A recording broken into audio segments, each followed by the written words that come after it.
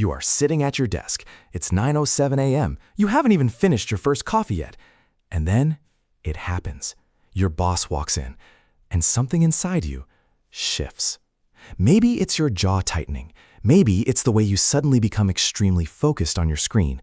Maybe it's that specific smile you've practiced, the one that says, "I'm fine," but means something completely different. Here's the thing, you're not alone. Not even close. A Gallup study surveyed over 27 million employees across the world. The finding? A staggering 50% of people have left a job specifically to get away from their manager. Not the work, not the commute, not the salary, the boss. Half of the workforce at some point looked at their life, looked at their paycheck, looked at their manager, and chose poverty of spirit over another Monday morning meeting. So the question isn't whether this is real. The question is, why? Let's go back, way back. Thousands of years ago, your ancient ancestors lived in small tribal groups. Survival depended on trust. If the person leading your tribe was incompetent, unpredictable, or only cared about themselves, people died. Your brain, the very same brain you're using right now to stare at a spreadsheet, evolved to constantly evaluate the person above you in the hierarchy. Are they fair? Are they capable? Do they actually have my back? This is called the motive attribution asymmetry, the human tendency to judge leaders not just by what they do, but by what we think they're trying to do.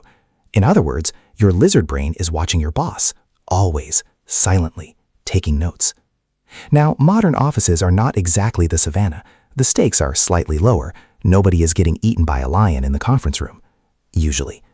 But your nervous system hasn't quite gotten that memo. So when your boss takes credit for your idea in front of the entire team, your body registers that as a betrayal. When they micromanage your every email, your brain files that under threat to autonomy. When they schedule a 4:58 p.m. meeting on a Friday, that's basically a war crime to your nervous system.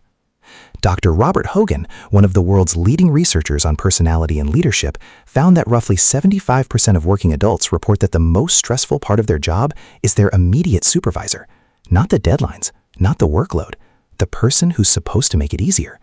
And here's what's fascinating. In many cases, bad bosses don't think they're bad bosses. Research from Tasha Eurich found that while 95% of people believe they're self-aware, only about 10 to 15% actually are. So your boss, there's a good chance they genuinely think they're doing a fantastic job, which is arguably the most terrifying part of this entire story. But let's be honest about something. Sometimes the problem isn't just the boss. A 2022 study published in the Journal of Applied Psychology found that employees with lower psychological safety were far more likely to perceive their bosses as hostile, even when the boss wasn't being hostile at all. In other words, sometimes we walk into that relationship already expecting to be disappointed. We've been burned before, by a teacher who embarrassed us, by a parent who dismissed us, by a manager 2 jobs ago who still owes us an apology. And now, this new boss doesn't stand a chance. They're getting judged for crimes they haven't even committed yet. So here's where we land. We don't hate our bosses because we're ungrateful or difficult. We hate our bosses because leadership is extraordinarily hard, and most people in leadership positions were never actually taught how to lead. They were good at their job, so someone promoted them. And suddenly they're managing people, which is an entirely different skill set that nobody handed them a manual for. The engineer becomes the engineering manager, the top salesperson becomes the sales director, and somewhere in that transition, the human part gets lost. Thank you for watching. Subscribe to Out of Pattern for more of the stuff nobody talks about, but everybody lives through.